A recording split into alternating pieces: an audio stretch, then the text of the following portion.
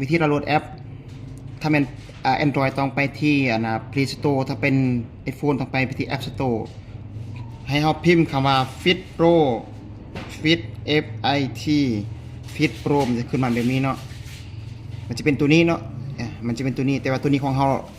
มันติดตั้งแล้วถ้าผู้ใดที่ติดตั้งมันจะมีบอกว่าติดตั้งเขาก็กดดาวน์โหลดให้มันเสร็จสิ้นดาวน์โหลดแอปมาเนาะแอป Fit Pro มาเขาก็เปิดแอปขึ้นมาแล้วเขาก็เปิดโมงขึ้นมาเนาะ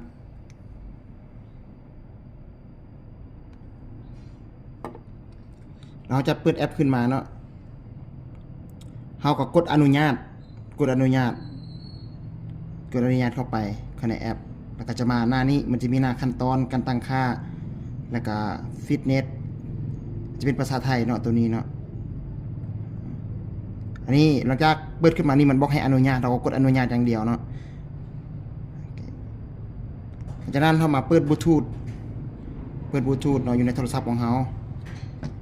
แล้วเราก็มาเปิดบลูทูธอยู่ในโมงเนาะแล้วกดขึ้นแล้วมันจะมาบนนี้เนาะตัวนี้เนาะเปิดบลูทูธนะตัวคือตัวเรียกเบอร์โทรแต่มันเป็นบลูทูธรุ่นนี้เนาะให้กดบนนี้มันก็จะเปิดเป็นบลูทูธหลังจากเปิดนี้แล้วเราเข้ามาที่โทรศัพท์ของเราเข้าไปที่โทรศัพท์ของเราบลูทูธให้เราเลือกเบิ่ง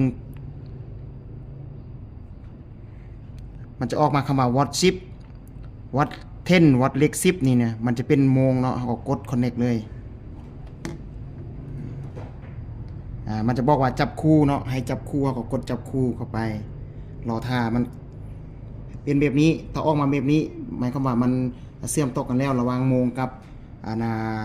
โทรศัพท์เรามันเชื่อมต่อกันแล้วฉะนั้นเราก็กลับคืนไปที่แอปปุ๊บให้มาบนตั้งค่าเนาะแล้วให้เราไปบน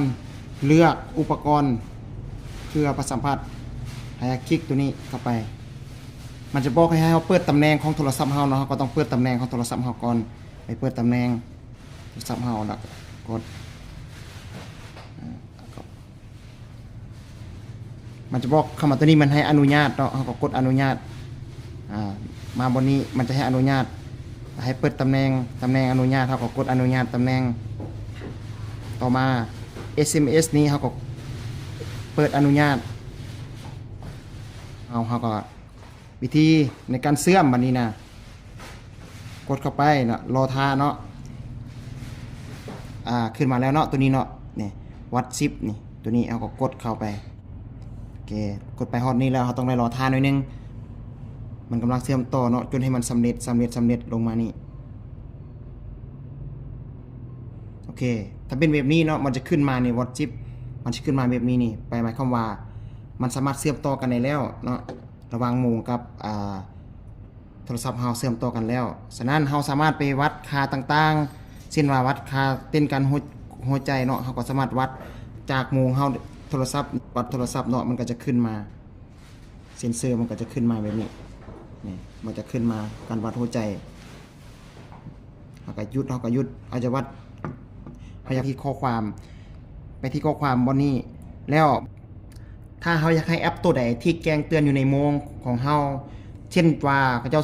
เซตทาง WhatsApp หรือว่าทาง Facebook ให้มันแจ้งเตือนให้มันอ่านข้อความอยู่ในโมงของเรานะเราก็เปิดอยากได้แอปตัวใดเราก็เปิดอยู่นี่เนาะอยากให้แอปตัวใดดังเราก็เปิดอยู่นี่อยากได้ให้ตัวใดปิดเราก็ปิดอยู่นี่เนาะโอเคเนาะตัวนี้เนาะเวลามีคนโทรเข้ามาเนาะเห็นบ่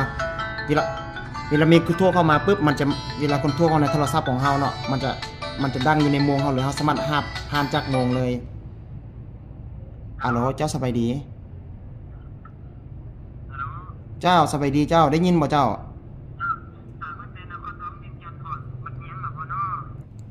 เขาจะมาแนะนำโหมดกีฬาเนาะการออกกำลังกาย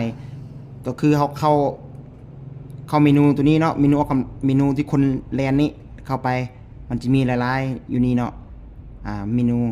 เกี่ยวกับเฮาเล่นกีฬายังเขาก็เข้าไปกีฬาตัวนั้นตัวอย่างเฮาแลนเนาะเขาก็กดไปที่แลนเขากดไปที่แลนแบบนี้แล้วเขาก็เอามงใส่มือเนาะเขากดใส่นี้แล้วก็เอามงใส่มือแล้วเขาก็แลนมันก็จะเริ่มแลนมันก็จะนับว่าเขาใส่การเต้นของหัวใจเขาเท่าใดแคลอรี่เผาผลาญไปเท่าใดเขาแลนได้จัก9แล้วก็มันก็จะบันทึกรายละเอียดทั้งหมดอยู่ในนี้ หลังจากเฮาแล่นแล้วเฮาอยากหยุดเนาะเฮาก็กดหยุดเนาะเฮาก็กดหยุดแต่เฮาต้องเชื่อมระหว่างโมงกับ